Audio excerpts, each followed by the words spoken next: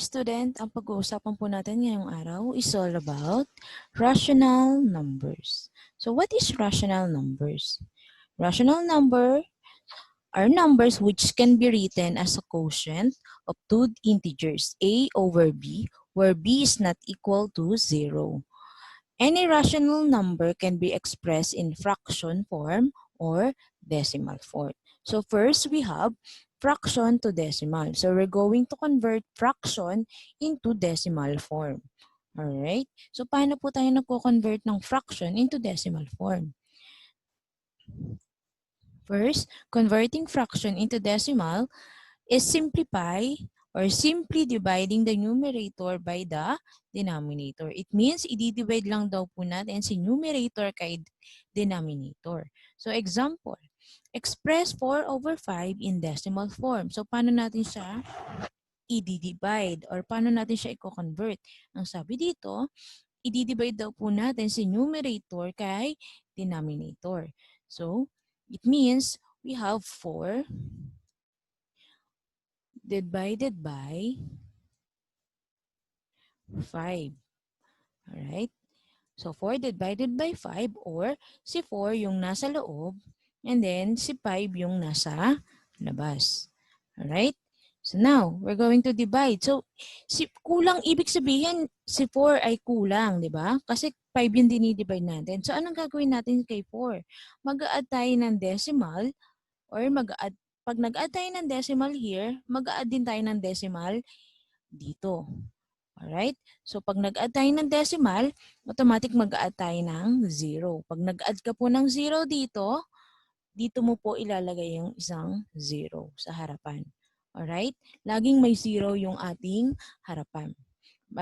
Pagka nag-add ka ng decimal sa ating dinidivide, mag-add ka ng 0.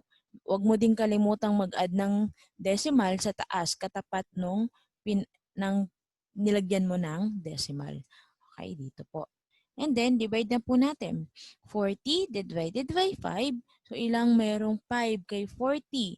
So, we have 8. Alright? 8. So, then, 8 times, multiply po natin si 8 kay 5. 8 times 5 is equals to 40. Alright? And then, minus or subtract is equals to 0. It means wala na to. Kaya po ang ating final answer is 0.8. Alright? Again, ang ating final answer is 0.8.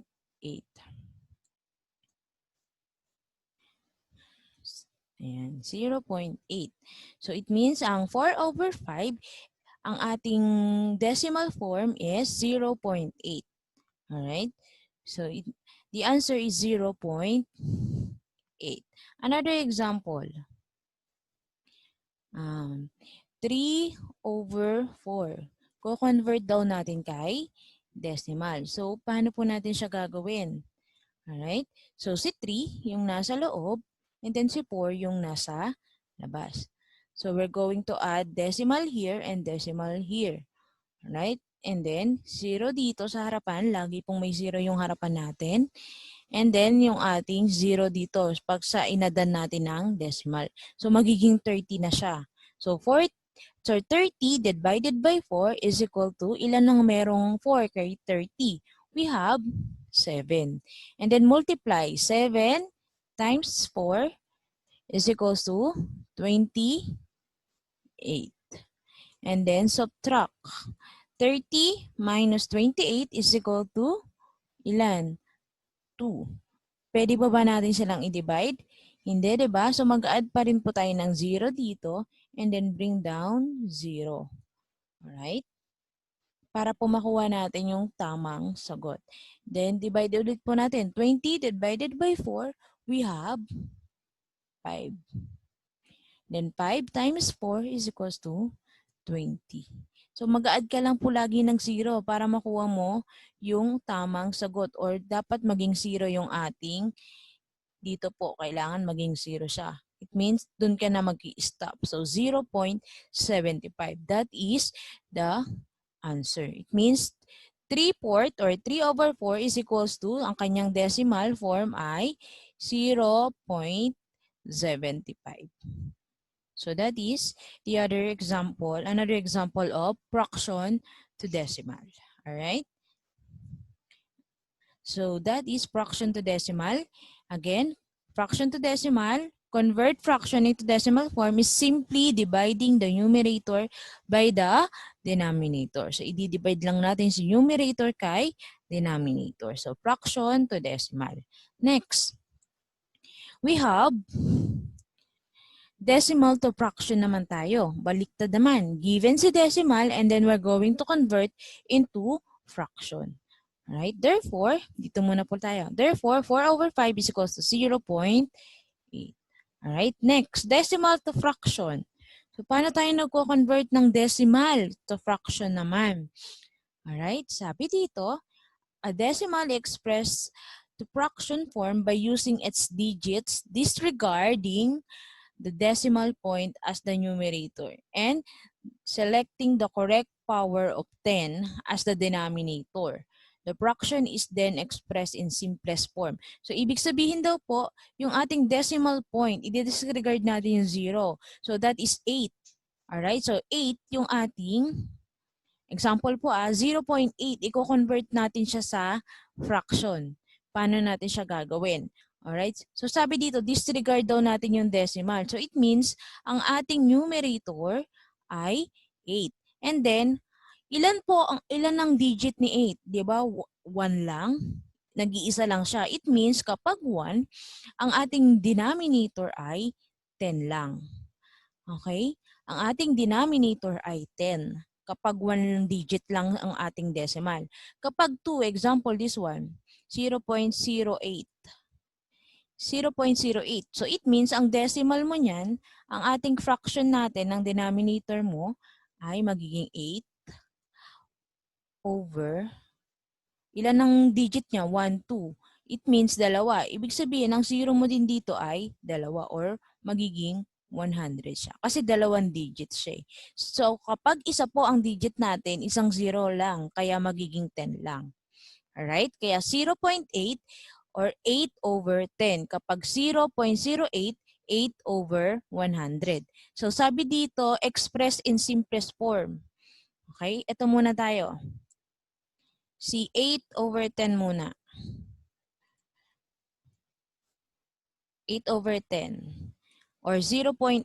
I-convert natin si 0.8 sa fraction. Alright? So si 8, 0.8, naging 8 na lang yung numerator. Disregard the decimal. And then kapag 1 digit, it means isang 0 lang yon. So that is 10. Alright? So 10 lang siya. So simplify natin or express natin sa simplest form. Saan sila pwede i-divide parehas? They are, pwede silang i-divide kay 2. So divide natin sila parehas kay 2. So 8 divided by 2 is equals to what? 4. Alright? And then, 10 divided by 2 is equals to 5. So that is the answer. Same, di ba? Same lang yung nakuha natin. 4 over 5. Alright? So that is another example of decimal to fraction. Alright? Again, kapag decimal, disregard natin yung decimal point, which is 0 point, so yung number na lang which is 8, that is our numerator. And then yung ating denominator, titingnan natin kung ilan digits siya. So isa lang siya, 'di ba? 0.8, isa lang. So it means ang kanyang 0 ay isa lang din. So it means that is 10. Kapag isang digit lang dito, 10. Kapag dalawa, 100. Kapag tatlo, 1,000. Alright? So, dagin natin silang i-divide sa 10, 100, 1,000, 10,000. And so on and so forth. Depende kung ilan ang digit natin. Alright? 10 decimal. Since ito isa lang, kaya 10. And then, simplify natin. Saan sila pwede i-divide? Pwede silang i-divide kay 2. Kaya 8 divided by 2 is 4. Then 10 divided by 2 is 5. Kaya 4 over 5. Alright? So, that is... Alright, ayan po. Express 0.8 in fraction form. So, yun po yung ginawa natin kanina. Simplest form Alright. So, another example. Magbigay pa tayo ng example. Convert natin si 0.40